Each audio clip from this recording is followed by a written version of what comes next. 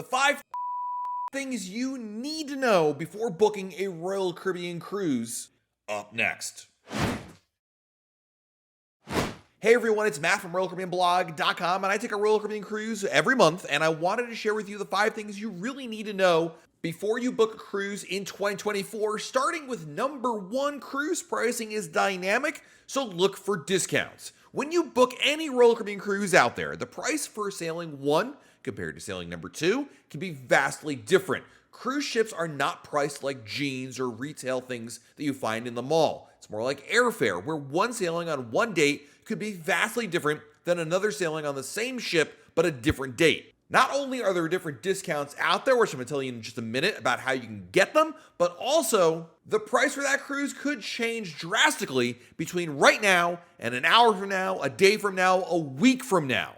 In short, you should not expect prices to go down, only up. So that isn't to pressure you into making a decision right then and there. More, I want you to think about the cruise decision that you're going to book and basically be able to pull the trigger when you have the information that you need to know. There are a variety of discounts that are available, and there are a couple ways to find them. Certainly, number 1, there's always a Royal Caribbean sale going on. When you go to Royal Caribbean's website, you're going to see some offer, usually a percentage off or a BOGO or something like that. You can ignore all of that. Why? Because there's a sale all the time. And the exact terms are more similar than they're not, but really, when it comes to Royal Caribbean pricing, the price of the cruise has less to do with an actual sale than it is with whatever the algorithm has determined the price should be. That isn't to say that Royal Caribbean sales, especially on major holidays like Black Friday or July 4th or New Year's, aren't significant, but they don't change cruise prices like you expect it. Because again, if we compare this to retail, when there is a certain percentage off, you expect a blanket across the board discount. That's not how cruise prices work. There are going to be select sailings for select cabins on select dates that might be a little bit cheaper, or more likely they might actually end up going up. There's a couple things you want to look for in any discount. Number 1, and this is my best advice, is to work with a good travel agent. Yeah, travel agents still exist and they can really save you some money. I always book a cruise with a travel agent. When my friends or family ask me, Matt, I want to book a cruise. Who should I work with? How should I do it? I always tell them to go with a good travel agency. A good travel agent should not charge you anything extra for their services because they make a commission off of Royal Caribbean, but also be able to get you things like special group rates if they're available. Check residency discounts. If you're a member of the military, active or retired, thank you for your service. You can get special discounts on those type of cruises and a variety of other ways that might be able to save a couple of dollars here or there. Something to keep in mind, no matter which cruise you book, is if you're a resident of the United States or Canada or a couple other countries out there, sorry, UK folks, doesn't apply to you, and you're before the final payment date, you can actually reprice your cruise up until final payment date. So what that means is if you're booking that cruise for, a year or two from now, and anytime between now and that final payment date, which is 90 days before sailing, if there's a better price for the same cabin, you can actually reapply the pricing and get the lower price. This is something a good travel agent can easily do for you, and it is one of my favorite and still best strategies for getting the lowest possible rate on your cruise. Now, if you're going to take advantage of this, or maybe take advantage of the strategy, one other tip is that don't pay off your entire cruise. Maybe leave at least $500 as a balance right up to that final payment date. That way, if there is a better price, it's much easier to take advantage of the repricing structure. The second thing you should know before you book a Royal Caribbean cruise is really what the difference is between a new ship and an old ship. If you've seen commercials, if you've seen a lot of coverage out there about some of Royal Caribbean's newest ships, they're pretty snazzy. Icon of the Seas, Wonder of the Seas, Utopia of the Seas. These look like amazing cruise ships because they are amazing cruise ships. They offer the latest and greatest out there, but they're also going to cost you the most money. Royal Caribbean charges a premium for a cruise on those ships compared to older ships. So what really is the difference between a new ship and an old ship? Well, obviously it depends on which ships we're talking about, but generally speaking, the newer ships have the latest and greatest features. Think of it like an iPhone. When a new iPhone comes out, it's got the best processor, the best GPU, the best new features, all the things, the best ideas that Apple has, they pack it into that device until the next new iPhone. And that's similar to what Royal Caribbean cruise ships are like. So that isn't to say that if you go on a ship that is 3 or 7 or 10 years old, it's a bad experience. It just doesn't have necessarily all the latest and greatest things, but it did have the latest and greatest things for that time. If you're sailing on a Royal Caribbean cruise ship that was built in, say, the last 20 years, you're probably on a pretty decent ship that's got a lot to offer. Royal Caribbean is known for building mega ships with tons to do. different shows, different restaurants, tons of activities on board. You're not compromising in that regard. When we talk about a new Royal Caribbean cruise ship, we're really talking about a ship built and launched within about the last 5 years or so. Not only will it have some of the newer dining concepts on board and, of course, new shows on board, but also the cabins are going to feel a little more updated, a little more elevated, especially when it comes to things like power outlets on board. For years, Royal Caribbean, the entire cruise industry was like, oh, 2 power outlets in the entire cabin? That's plenty. Nowadays, that's crazy, right? Well, on older ships, you might only have like 2 power outlets in the cabin, but on newer ships, you have more outlets, you have more storage space. It's more of a what we call a modern aesthetic to the cabin design. These aren't major problems if you don't sail on them, but it is a notable difference. Typically, new ships also have more restaurants on board, more dining options, both included in your cruise fare and things that cost extra, and of course, the shows on board. Typically, there's a lot of shows on any Royal Caribbean ship, but the newer ships just have like amazing things that incorporate the best technology out there. But the reason you'd want to pick an older ship is for the price, because an old ship is going to be a lot less money to sail on for a very comparable sailing. Remember, you're going on a cruise to mostly go to some amazing places, and those amazing places really doesn't change if you're on a brand new ship or an older ship. Moreover, you can save a lot of money by going on an older ship. In a lot of cases, a new ship may cost double what an older ship may cost, and you can still have a great experience in a balcony cabin, or even a suite for that matter, or even an inside cabin. We'll talk more about that in a little bit. Where older ships really lack, I think, is in the aesthetic. Lots of times when you walk around the ship, you may kind of look around and say, this isn't bad, but it definitely reminds me of like, late 90s or early 2000s decor. Not a big deal. It's still classic in a lot of cases, and there's still plenty to do on board. So what you really want to do with any ship you're going to sail on is look at the features and amenities of that ship and ask yourself, what are you most excited for? What do you really want or need on a cruise ship? If you want a ship that has water slides, there are some Royal Caribbean cruise ships that have them and some that don't, so don't pick one that doesn't have it. If you have really young children, like infants and toddlers, make sure your ship has a nursery on board.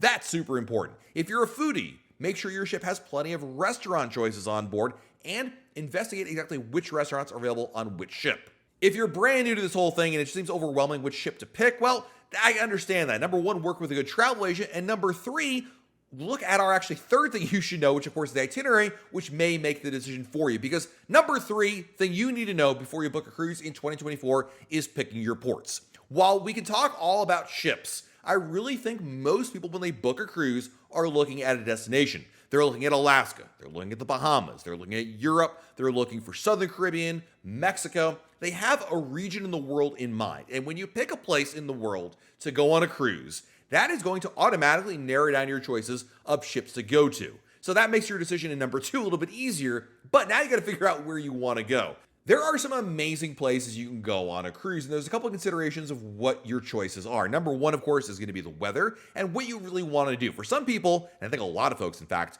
they're thinking the Caribbean. It is the traditional cruise destination out there, and for very good reason. Beautiful beaches, lots of good history, great food, warm temperatures, swimming. This is what a lot of people associate with a cruise, and I think that's where you're going to naturally gravitate towards. And whether you're talking about a cruise to Mexico, Puerto Rico, the Bahamas, the US Virgin Islands, or anywhere else in between, they're all good for different reasons. And the Caribbean is really nice because it's easy to get to. It's agreeable for a lot of people in terms of temperatures because it's warm, and there's lots of activities for families to enjoy. But there's also other places you could go to, like Alaska, which is absolutely phenomenally beautiful. And while it's not as warm, obviously, as the Caribbean, you're still going in the summertime. Don't worry, you're not going to be there while it's snowing by any means. But certainly the weather could play more of a factor. But the incredible views and the places you can see and the animal viewings are unparalleled. Europe combines amazing history, culture, and some really beautiful vistas as well. The natural beauty of certain countries, the immersiveness of certain cities. There's nothing like going on a European cruise, especially because it's so easy to get around Europe on a cruise ship. But of course, Alaska and Europe are going to cost you a lot more probably to travel towards compared to a Caribbean cruise. Caribbean, you're flying to Florida. Especially as an American, that's a lot more of an affordable choice than if you're flying over to Seattle or you're flying across the continent over to Europe and you're doing a transatlantic flight. Again, prices can increase dramatically for that. When it comes to picking a cruise, don't feel too worried about what your first one is. There isn't a mistake by saying that you're picking an Alaska cruise for your first one, or Europe, or Australia, or even the Caribbean. It's really about where you want to go. You want to love where you're going to go, and ultimately pick those ports and prioritize what's important there. And for the other ones you want to do also, well, that's what cruise number 2, 3, and 4 are going to be. The fourth thing you should know before you book a cruise in 2024 is picking the right cabin type for your family. There are 4 main cabin categories on any roller coaster cruise ship: inside, ocean view, balcony, and suites. An inside cabin is 4 walls with no natural light or views outside of your cabin. It's pretty standard. It's a small room, but it's also going to be the cheapest room. An ocean view cabin is kind of a step up from an inside cabin. It has those 4 walls, but it does have some sort of a natural light. Usually, it's a porthole window looking out to the ocean. Occasionally, it could be a view inside the ship at some other public area or somewhere else.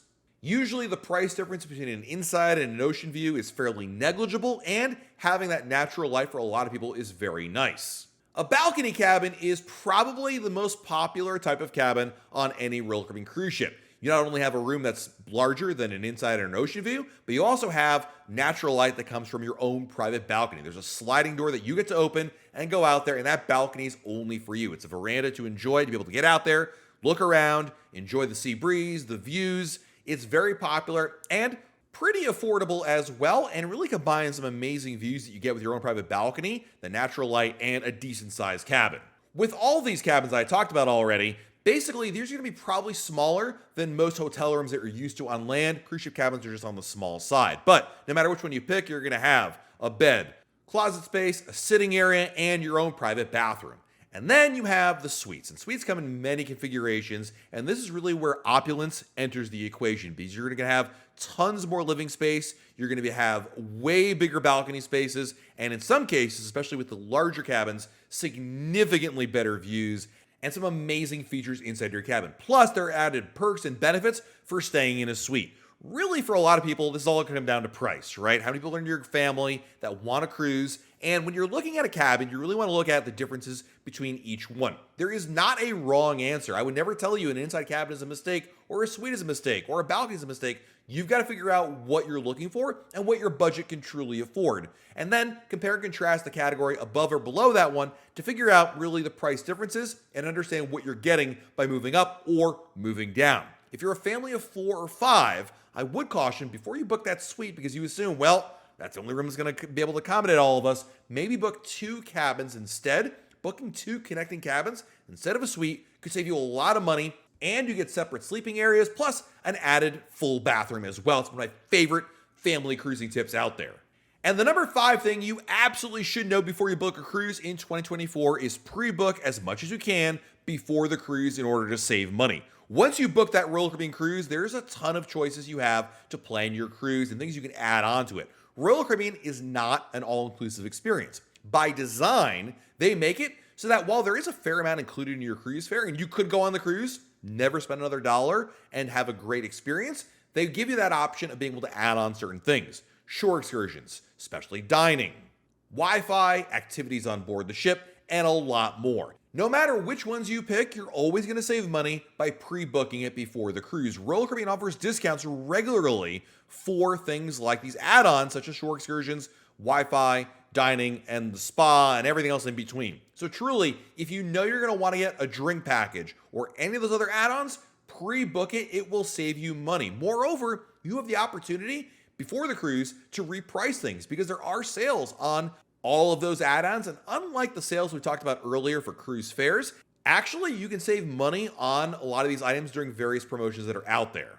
I think it's critically important to really do your research for shore excursions before the cruise, not only to save money, but also make sure that you have a very good tour for you and your family. There's a ton of choices. You don't have to book everything right after you book your cruise, but you really should start the process of planning those things out and pre-book as much as you can in order to save you money before the sailing and also save you time. Don't be that family that's on the pier or on the ship hemming and hawing about what to do, but ultimately, not only are you wasting your time on vacation, but you also could have been saving money by pre-booking it before the sailing. So there you have it, 5 things you should know before you book a Royal Caribbean cruise in 2024. It really is that important. There's a lot more to it, right? But I really think those are the 5 most important things you could really need to know before you hit that book button, or more likely call your travel agent and let them know you want to book.